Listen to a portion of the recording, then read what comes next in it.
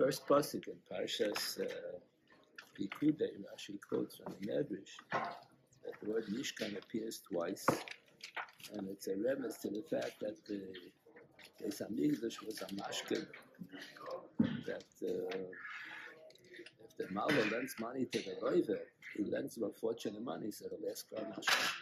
The mashkin is, if it's a big amount of money, he wants a very valuable, precious mashkin. So the Rebbeinu Shalom holds, we owe him a lot. We all violated a lot of our errors. So the Rebbeinu Shalom took away the Beis Hamikdash as a mashkin. Because we don't do tshuva, so he's not going to give us back the mashkin. When we do tshuva, then he'll give us, that's like when the loivet pays back all the money, then the Mabel will release, give back the mashkin. So the Vilna Gaon is quoted as having explained that on the pasuk Tzir v'mishpati podev v'shaveha b'tzdaka, that when a person does tshuva, the Rebbeinu Shalom forgives him. Why should he forgive him? He did it avera. He was mekalkal the whole world, but his avera. So that's an act of tzedakah. The Rebbeinu Shalom is kind to us. But once he's meichel, once we do tshuva and he's meichel, doesn't have to legally doesn't have to be meichel. When we pay up the debt, then he has to give back the mashkin. But he doesn't have to. We didn't pay up the debt. We did tshuva, but we didn't undo the avera. So the Rebbeinu Shalom it's a kindness on his part. Shaveh b'tzedakah, it's an act of tzedakah that the Rebbeinu Shalom is meichel us. But once he's meichel us, then we don't owe him anything for having done the avera. Then he's mechuyev to give us back the mashkan, because we don't owe anything anymore. So that's why it says, "Tzir b'mishpat tipad." Beis Hamikdash will be built b'mishpat al pidin. Shaveh b'tzedakah. When he forgives all the averas, that's an act of tzedakah on his part. But once he forgives the averas, that is b'chuyev to give us back the mashkan, because it's no longer any chol. So that's why the Vilna Gaon thought that the nusach of the mechaber is more correct than the nusach of the Ramah. When you bench, you say v'nei Mishalayim because what do you say in the bench?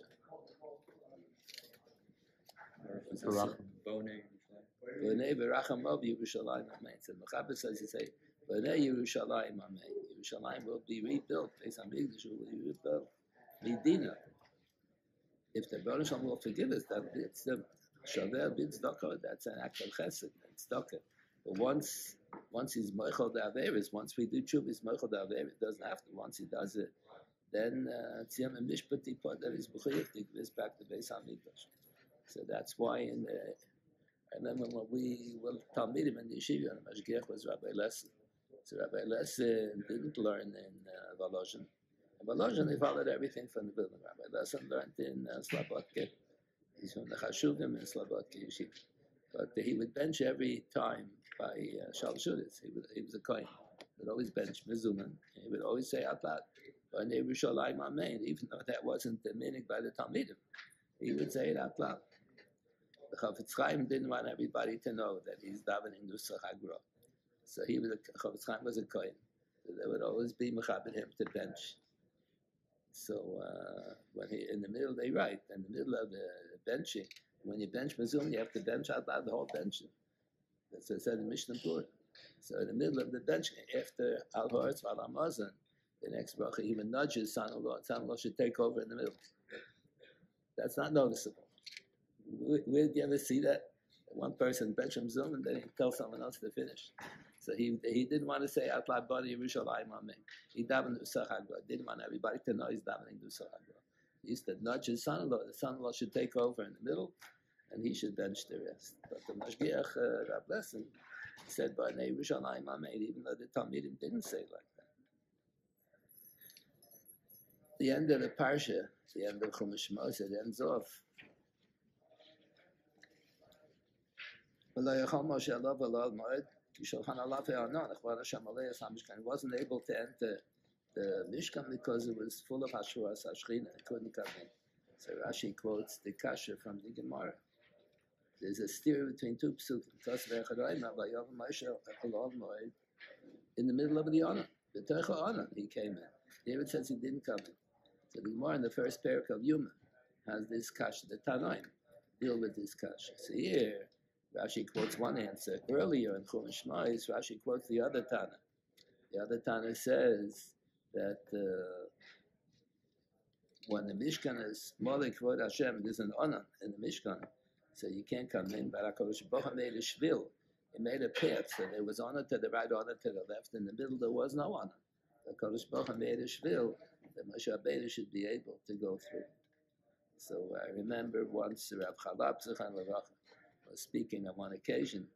So he said, I think it's in Sfarim, this idea, that this world is full of a lot of confusion. And things are very cloudy, and you can't figure out what's right and what's wrong.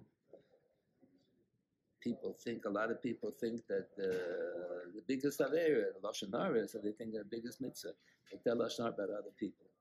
And biggest mitzvah they make into Avera. Averas become mitzvah. Mitzvah is very unclear. Life is very unclear. So HaKadosh Baruch Hu is kind to people, and he guides them, and he makes a shvil, he makes a path. You go to the right, to the left, there's going to be a lot of honor. You won't understand. But if you go in the right shvil, so then you'll be successful in life. That's one time I said that's what the Baruch Shalom did for Moshe Rabbeinu. He made an honor. There's a very fascinating sforno at the end of the Sedra, and he repeats it again, the beginning of the Haloischa. It says that Aaron HaKohen should light the neiros. You know, Aaron HaKohen was a Kohen Gadol. The thing is, you only need a Kohen Gadol on Yom Kippur. What is Yom Kippur? And even on Yom Kippur, the Kesef Mishnah quotes a Ritva. He rarely quotes a Ritva. I don't know how many times the Kesef Mishnah ever quotes. Ritva is unhuman. So the Kesef Mishnah quotes a Ritva. He's not so sure that the Kohen Gadol has to do everything ben HaTorah. Yom Kippur is a day like every day. Say, bring a Tom Shal Shachar, Tom Shal Dei Labayim. You really need a Kohen Gadol for that. Maybe you only need a Kohen Gadol for the Avodas Hayom. Maybe you don't even need a Kohen Gadol for the Musafim, the two sets of Karbonos that they brought on Yom Kippur. So Parshas Pekudei it says you need a Kohen Gadol for the special Karbonos that are brought for Kapar. But Yom Kippur is a Yontif, like Shabbos and Yontif and Chalamot. You bring the stuff, maybe that. You don't need a Kohen Gadol men atar, but the Mishnah says you need this. Maybe it's only the Rabbanan. He's not so sure. So why does it say that Aaron is going to light the menorah? You don't need a Kohen Gadol for every day for the menorah.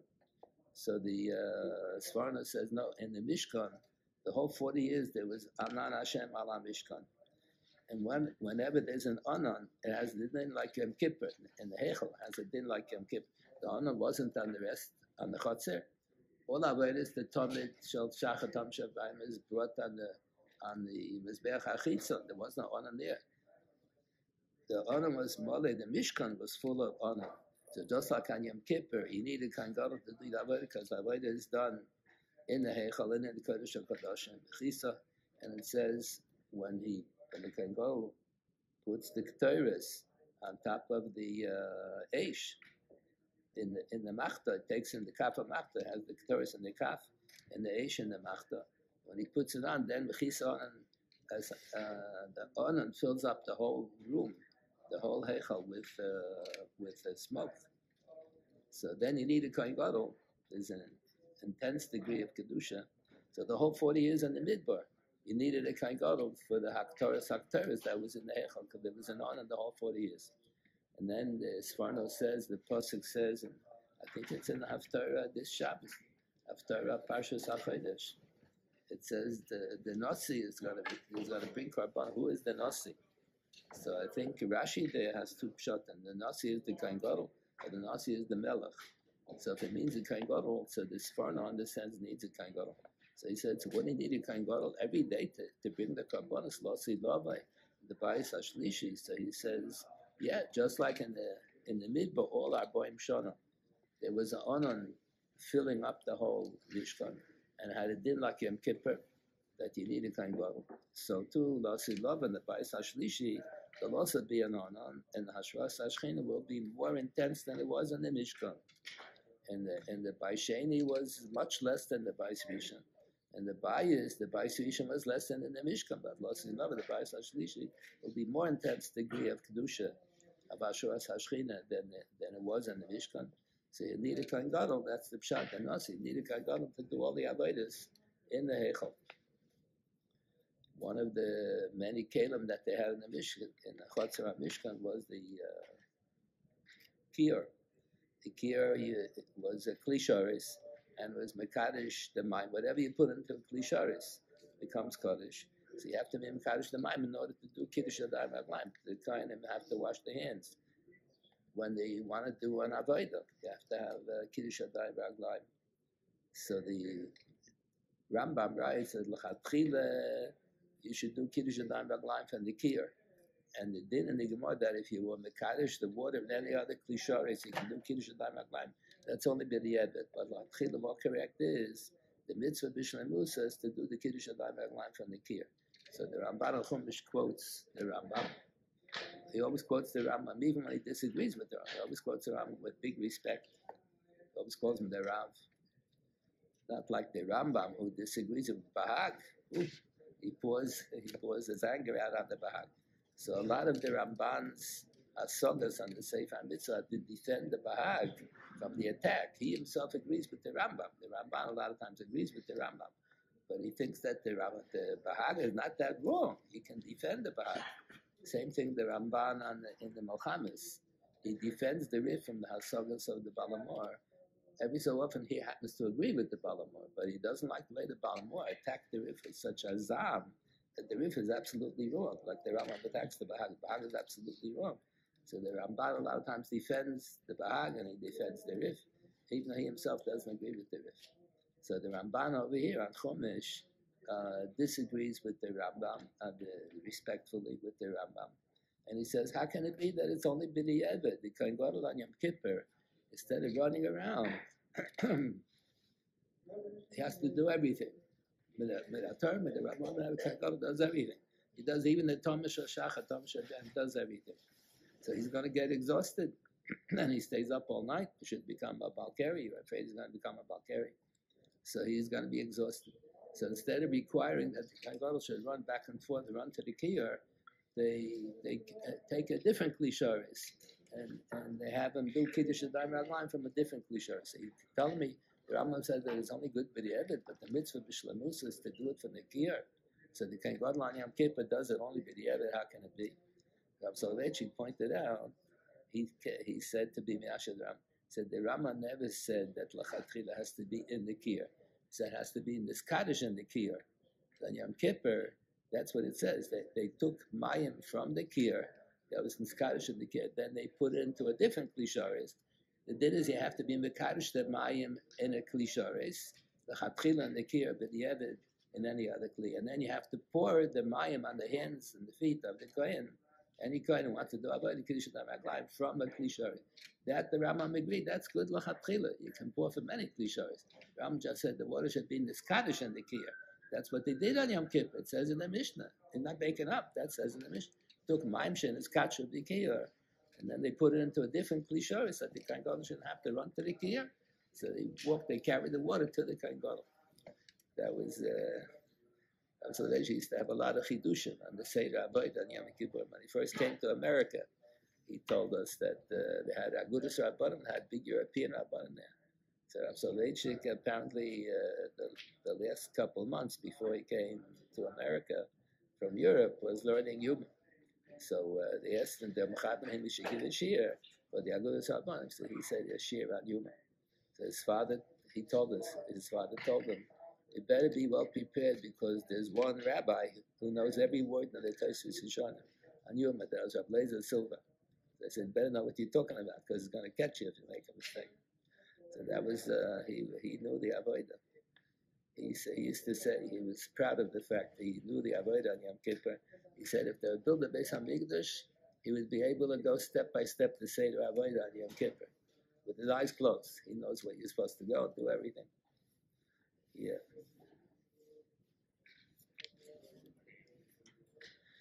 We have a couple of mitzvahs that we do twice a day. We recite Kriya Shema twice a day. So the Rambam says it's all one mitzvah. Even though it's Manu Shal Zeh, look, it's Manu Shal Zeh. The Ramban is Masig on the Rambam. Kriya Shema Shal Shachris is one mitzvah. Kriya Shema Shal Arv is a different mitzvah. The Rambam thinks they're two parts of the same mitzvah. And then Tomash Shal Shachar, Tomash Shal Bein Abayim. The Rambam thinks that it's one mitzvah. Ramban thinks that it's two mitzvahs. Manu Shal Zeh, look, it's Manu Shal Zeh. And Ketores in the morning, Ketores in the afternoon. Also, the Rambam counts it as one mitzvah, two halves of the same mitzvah. So if you do one without the other, it's not miyake, but you only completed a half of the mitzvah. You didn't do the whole mitzvah. And according to the Ramban, there are two different mitzvahs. The one mitzvah that you do twice a day, that the Ramban is masking with the Ram, that it's one. That's chavite kaigor, minchas chavite. That you have machzisa babot, machzisa beinu abayim. There, the Ramban agrees with the Rambam that it's one mitzvah. Why? Because the Gemara said the favorites, you have to be mekadosh the full mincha in the morning, and you mark the half of it in the morning, mark the other half in the afternoon. You can't be mekadosh half of the minchas chavit and bring it in the morning. You can at least sure it's only mekadosh if you have the full amount of the korban. So there it says beferish, you have to have the full shir mincha, the whole isor asira saifa mincha, mekadosh the whole thing in the morning, mark the half of it in the morning, half of it in the after by Tamash Bein Abai. So that even the Rabban agrees that that's one korban, and you do it half in the morning, half in the evening.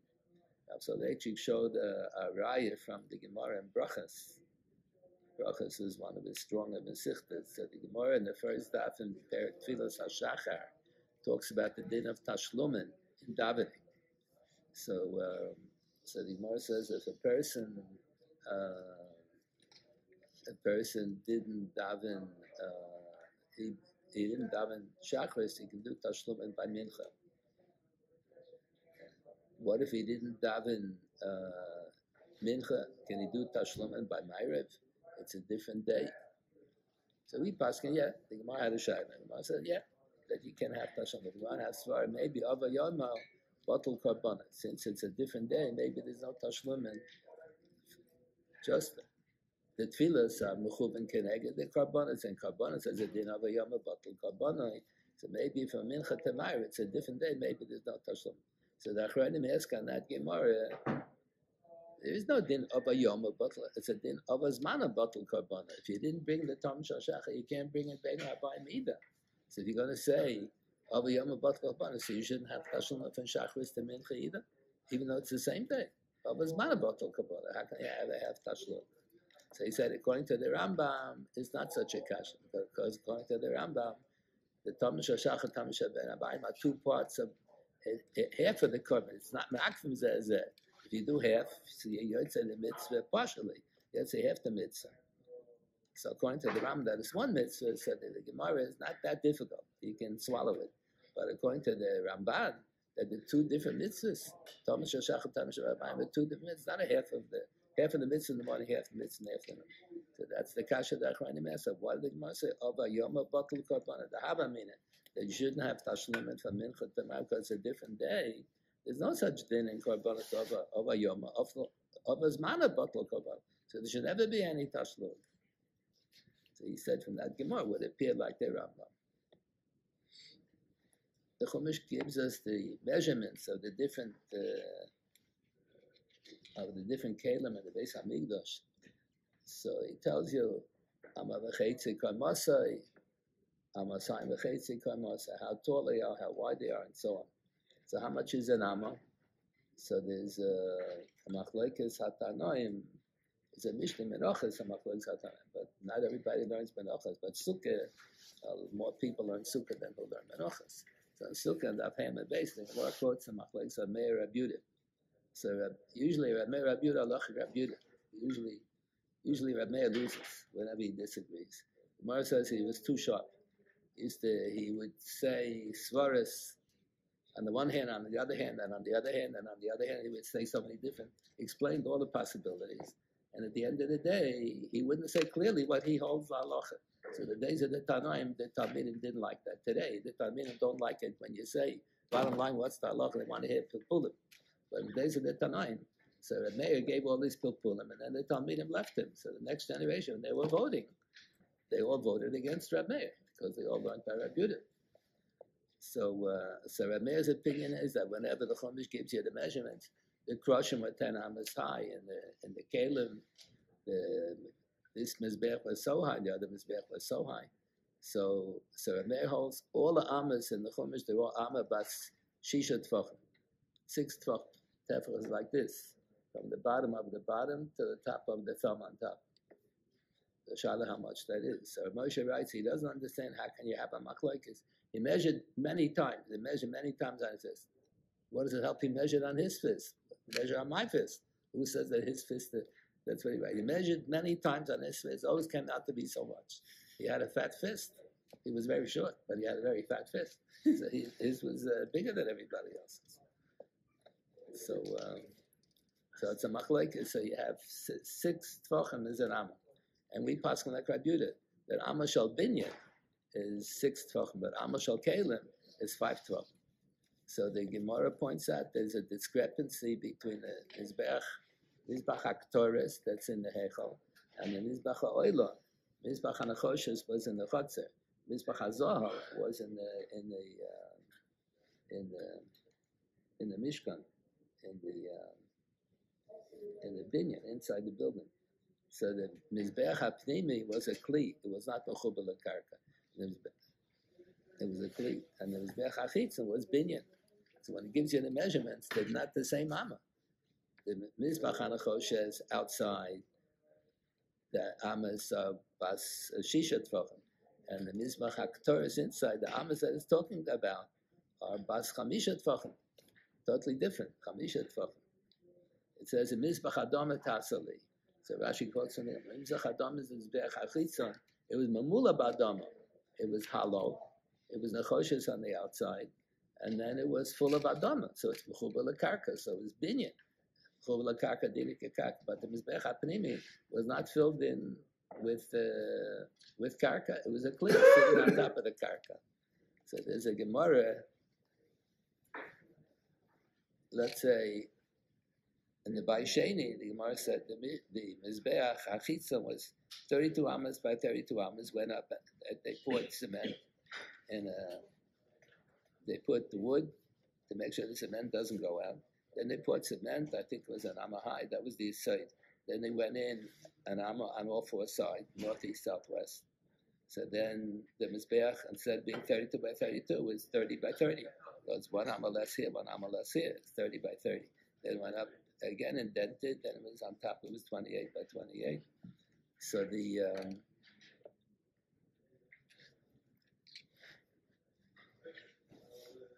So the Gemara says, what if they took away the Mizbeach? Can you be Zorik the Dam on the floor? So we pass can no. If there's no Mizbeach, it can't be Zorik the Dam. And can you be Makta the Chalovim, the carbon oil, you burn the whole thing. So can you be Makta on the floor? We say no, can't be Makta on the floor. But the Mizbeach HaZohav, Mizbeach HaPnimi, it says Mizbeach HaKtoris, Sheneka Mimkomo, is the Mizbech supposed to be in the Mishkan? Then they took it out for some reason. They took it out, but the floor is there. The Gemara says Maktir Kteris Bim Koimah. You can be Maktir Kteris on the floor. Why? But that's a din of Kitchel Osei Lavai. That since this Makom was Mekudesh B'Kedushas Mizbeach, the rest of the Heichal has Kedushas HaHeichal. But that area over there where the Mizbach HaZohav used to be, Mizbach HaKtoris used to be, even if you move the Mizbach HaZohav, that Makam is Kitchel Osei Lavai. So you can be Makta the Kteris on the floor. So why can't you do it on Mizbech HaChitz and also say? So that's a question. So Taisvis has a big Chiddush. Never says in the Gemara, Taisvis says, the same thing applies to the Mizbech HaChitz and also with respect to burning a mincha. When you bring a mincha, you makta the mincha on top of the Mizbech HaChitza. On the Mizbech HaKtoris, you only makta once a year. You do, on Yom Kippur, you burn the Ktoris there. No, the Ktoris you burn every day. But on Yom Kippur, you do Zrikas Adam there. And every day you burn the Ktoris there. But the Menachas you burn on the Mizbech HaChitzon. So they says, Mizbech HaChitzon, that's Nekar. Also, you can't be Makter Chalovim. You can't be Makter Korban Oil Chalovim. But a Mincha you can burn. How do they know? There's no Gemara that says that. They hold it's a chilik between what the Dova HaNiktar is. But it's possible, I think the Sfas Emes points out, it's not Mukhrach what the Taisus said. It could be that there's a difference between the Mizbech HaChitz and the Mizbech HaPnimi. Because the Mizbech HaPnimi is a Kli. So if you said the floor of the Heichal is Kitchel Asilavi. If you remove the Mizbech, that floor has Kedusha. So has Kedusha Mizbech, Malkam Mizbech. You can burn Tereset, but it could be the Mizbech Hachitzon is Binyan. So the floor is the top of the Mizbech. But the Mizbech HaPnimi, it's a Kli sitting on the floor.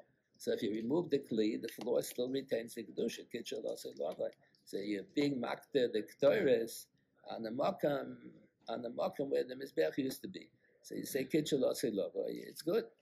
But on the Mizbech Hachitzon, it's Mamula Ba'adamo, it's Binyan. So the floor is the top of the Mizbech, not the floor on the bottom. And the bottom is the middle of the Mizbech.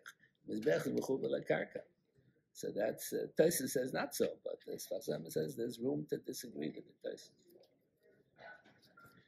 Difference between the Mizbech HaPnim and the Mizbech HaChitzon, yeah.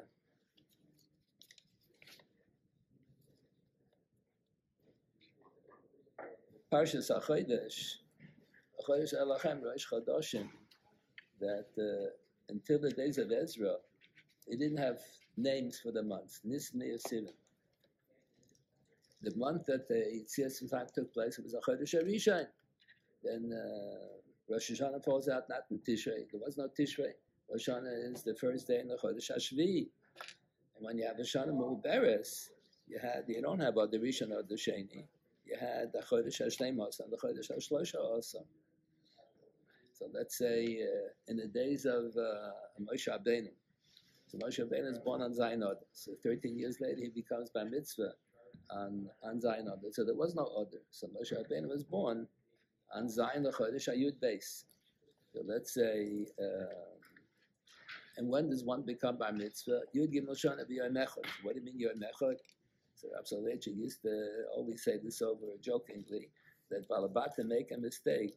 Nishal Melech quotes this. Balabata make a mistake. They think that Moshe Rabbeinu is born Zayin Adar, becomes Bar Mitzvah 13 years later on Ches Adar. No. Vav Adar is Yud Gimel Shanim. The last day in the 13th year is Yud Gimel Shanim. When it's Zayin Adar, after 13 years, Zayin Adar is the first day of the first year. Moshe Rabbeinu was born on Zayin Adar. So when it comes 13 years later, Zayin Adar is the first day in the 14th year. So really everybody becomes, all the boys become Bar Mitzvah the beginning of the 14th year. So let's say in the days of Moshe Rabbeinu, there was no other Rishon or Shen. They had every couple of years they had to make a Shana Mu'beres, but it was a 12th month and a 13th month. Then none of the months had numbers. So when, let's say, if he was born in the Shana Pshuta and comes Bar Mitzvah in the Shana Mu'beres, so when does he become Bar Mitzvah? In the 12th month or the 13th month? He was born on Zion and the Chodesh HaShnemos, but he becomes Bar Mitzvah the first day in the 14th year. So when is that?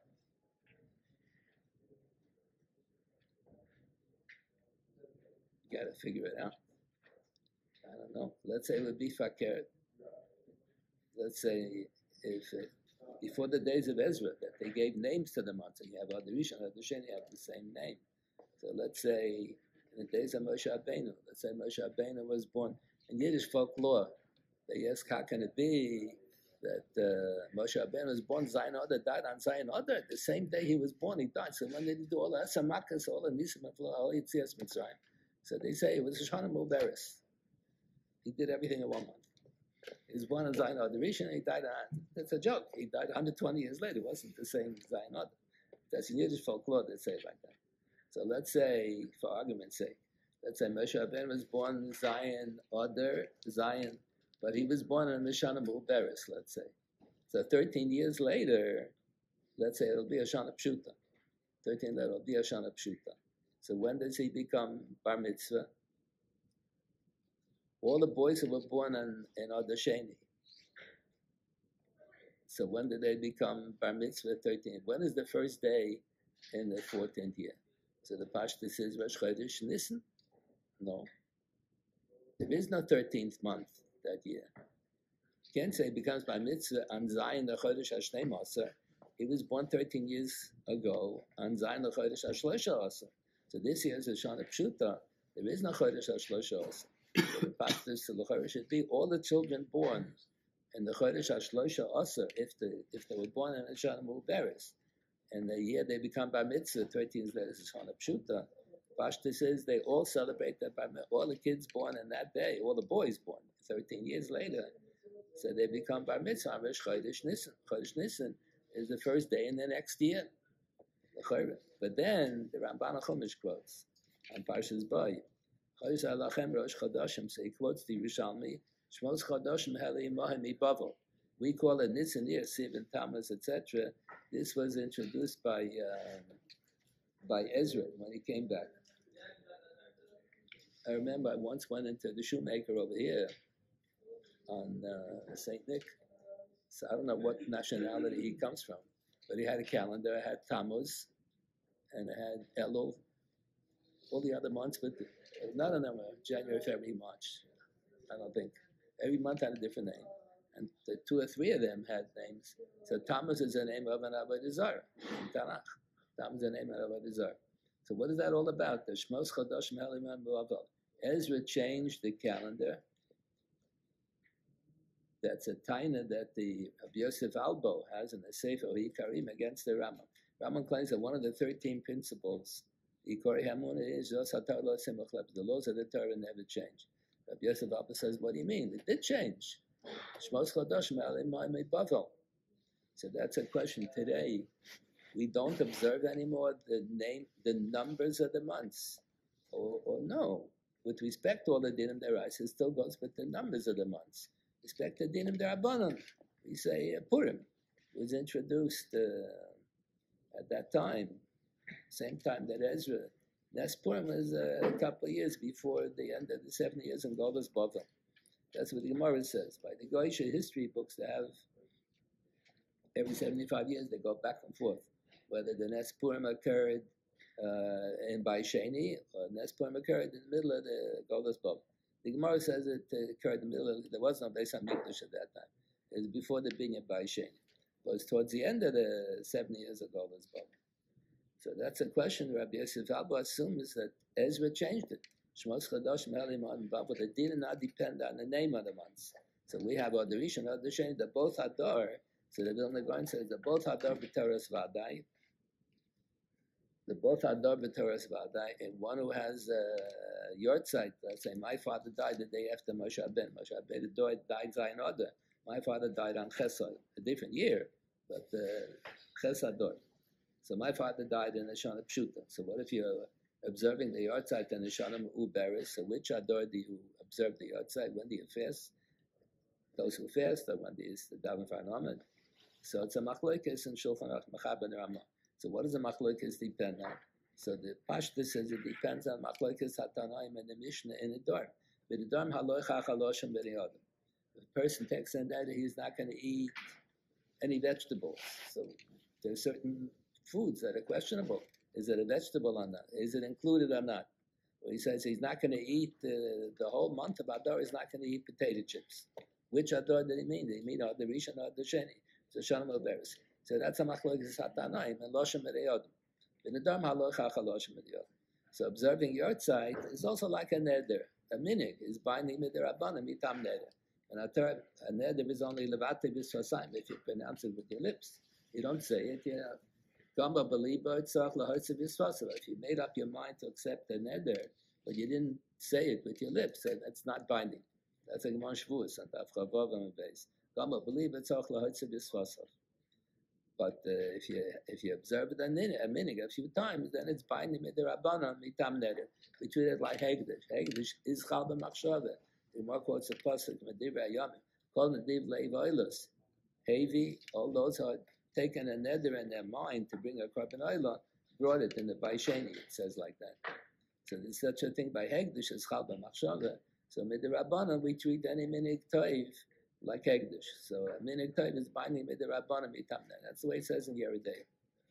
Old sim. That's a Tosfos understood. The Rambam had a different shot, but that's what Tosfos understood.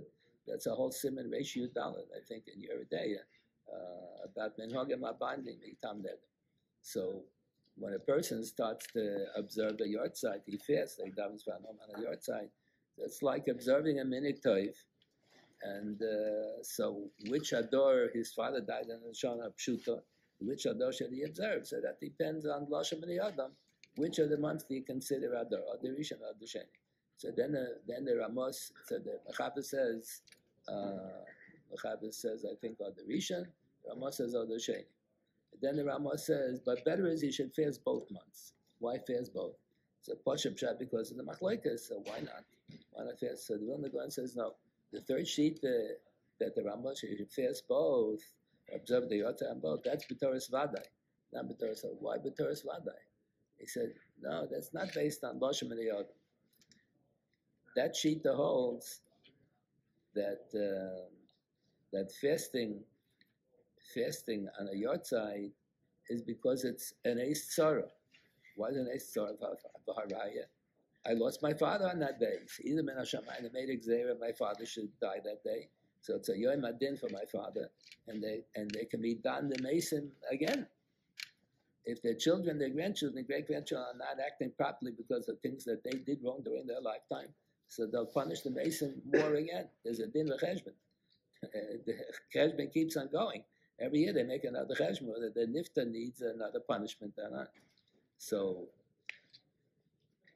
either it's a Yom Adin for the nifta v'harai that he died on that day, or it's a Yom Adin for the family that they lost their relatives. So a Yom Adin and a Yom Adin is an Eis Tzar, so you have to fast by Eis Tzar. So which one is the real Adar? So the Vilna Gaon brings a right from the Gemara and Megillah. They're both Al Pidin Adar. They're both Al Pidin Adar. Because the Gemara has a discussion, is a Machlokes HaTanoim, when you know that you have a Shana Mubaris, when do you fulfill a mitzvah, or the Rishon or the Sheni? So one Tana says you fulfill it on the Rishon. Why?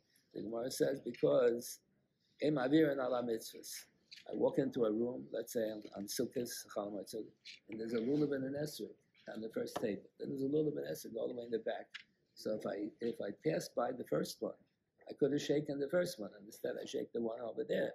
That's a violation of Ein Ma'avir and Al mitzvahs. So the Gemara says over here, I could have observed the mitzvahs on Adar Rishon. Why do I wait till Adar Sheni? That's about. This is Purim and that's Purim. So why not do the mitzvah the first Purim? We don't paskin like that for a different reason, but it's right. The first one is Purim, and the second one, they're both Purim. That's what Absolvation Gabi used to say. And every year there are 2 days Purim, Yud Dal and Tezvav. And it's a Shana Mubarak, there are 4 days of Purim, Yud Dal and Tezvav with the Rishon, Yud Dal Tezvav with the Sheni. So see for the Gemara that all the Rishon is Adar, or the Sheni is Adar. So if my father died on Ches Adar, and they're both Adar, or the Rishon, they're both Adar, so they're both a Yom Adin. So you should fast on both B'Toras Vadai. That's what the Vilna Gaon says. So we are assuming, like Rabbi Yosef Albo said, that when Ezra came back from Bavel, he changed the system in Torah. Not just for Dina de Rabbanan, he gave names to the month. No, we no longer call it a Chodesh Rishon, a Chodesh Hasheni. Everything was switched. Now it's Nitzan Yasirin. Everything changed. So that's his kasha. How can the Rambam say one of the Kohen Munah? The laws of the Torah never changed. Here the Dinim B'Bar Mitzvah changed. It didn't change after they gave names for the months. The whole system has changed. But on that pasuk in Parshas Pekudei, so the Nitziv has in his Chumash a very interesting comment. The Mishnah says that the practice in the days of the Tanam used to be that when you would write a document, a Shtar Kiddushin, a Shtar Halva, whatever, you would write how many years it is since Hakam Medina. In America, sometimes there's some documents that they make you write in how many years it was since 1776. I think when you become a citizen or something like that. So they have you write how many years it is since Hakam Medina. So the Mishnah says if it's a Goyish government, then even though the king was just appointed in the summertime, in July or August, when it comes to Echad B'Tishrei, it's Shana Shneil HaMelech Ploni. You don't remember when was he inaugurated, when was he appointed as the king, and then you count the second year. No, he was appointed a king the day before Rosh Hashanah. When it comes to Echad B'Tishrei, that's already Shana Shneil HaMelech Ploni. And if it's a Jewish government in Eretz Yisrael, the Queen of England used to claim that they're all descendants from Malchus Beis David. That's what they claim. But the king, but she was the Queen of England, not of Eretz Yisrael, so that does not. If it's the Jewish government in Eretz Yisrael, so then Rosh Hashanah LaMalchi Yisrael is Echad B'Nisan. So Pashup Pshat in the mission, that was the practice that they had. That was the minig. That was the common practice. So the Ran on the Rif says, no, that's a halacha. HaChodesh halacha Rosh Chodashim, you have to count. Jewish history count starts from Rosh Chodesh Nisan. Goyish world history starts from Rosh Chodesh Tishrei. Jewish history starts from Rosh Chodesh Nisan. Why? So that's what the Nitziv explains. I think that's assumed to be the Pshat. The Nitziv in his commentary, Chumash says that when HaKadosh Baruch Hu created the world, Nesheshes Me'Bereshis, he established all the rules and regulations of physics, biology, mathematics, astronomy, and all the rules and regulations of history. There are rules and regulations of history. And if a person understands what's under his nose, he understands what's happening now. He can predict what's going to happen in the future, but that's only by Medvar Mamurim and world history. Because world history, Rosh Hashanah, the Malchi Umas Ha'olam is Echad B'Tishri, when HaKadosh Baruch Hu created the whole world. So he created rules and regulations of world history. But as far as Jewish history is concerned, Echad B'Nissen is Rosh Hashanah L'Malchi Yisrael. Jewish history is all Anhagav L'Maylam and Teva. It's not Teva. And Nisan is the Chodesh of Nisan. Nisan is the Chodesh of Anhagav L'Maylam and Teva. So that's why by Jewish history, the year begins with Rosh Chodesh Nisan. I remember when I was in high school, in MTA, one of the required readings was, I forgot the name of the author. There was some diplomat, an American diplomat, I think he was a member of Congress or something, who predicted that the Japanese will attack the American armies. It was after the First World War. So he predicted they're going to attack the American armies on a Sunday morning in, when was it? In September? December. When was it? I forgot. December. And he said which year it's going to be. And he explains why. Because the Japanese like to make a surprise attack. And the nights are longest in December. And the American soldiers, American army bases, they always celebrate Malala Malka. They drink a lot. They get chicken. And they have a hangover. They sleep late on Sunday morning. So the best time to attack, if you're making a surprise attack, is a Sunday morning in December, whatever it is. And then he had a judge. How long will it take that they'll be fed up with the Americans having their soldiers in their country in that part of the world? So he said, and that's exactly when they attacked. And it's not because they read his essay. They didn't read his essay. He knew how to judge history. And if you understand the rules and regulations of biology, chemistry, physics, if you mix two chemicals, they can tell you in advance whether it's going to make an explosion or it's going to change the color. So he could predict in advance what's going to be in world history. Jewish history, Absolveshi used to say on that, there's a Ramban al Torah like that. The Ramban says one of the Iktorei Hamuna is that Jewish history is L'mayla min HaTeva. He said, does it make sense that because we violate Shemitah, we're going to lose Eretz Yisrael? But Derech HaTeva, it doesn't make sense. Jewish history is L'mayla min HaTeva. Absolveshi, that's the Ramban. A few places in Chumash has like that. Absolveshi used to say, if you draw a chart of world history of any country, so each country has a rise and a fall. So it reaches its peak. Many people feel America already reached its peak, and now we're on the way down. You look at the candidates that they have for presidency, each one is worse than the other. So we're on the way down in this country. Every country has a rise and a fall, then it disappears. That's the Malachim. The Medrash says, Malachim Alav Yordim. So the Medrash Rabbah has many different interpretations. So one of the interpretations is, Malachim Alav Yordim are the Malachim who are the angels of that nation. And the rise and fall, every country has its reach at its peak, then it disappears, mystery. And then the Rebbeinu Shalom told the Yankov Avinu, now it's your turn. Go climb up the ladder. I said, no, I'm going to climb up, then I'm going to go down. He said, you're not going to go down. I'm going to hold your hand. Jewish people is not going to disappear. So that's what Absalom Sheikh said. Any other nation, you draw a chart, it has a rise and a fall. It reaches a peak and goes down. And Jewish history is zigzag, up and down, up and down, up and down. When we do mitzvahs, we're on top of the world. When we do averos, we're on the bottom of the world. That's a hanhogav l'mayla min hateva. And in Goyish history is a bit teva. Okay, a good Shabbos, everybody.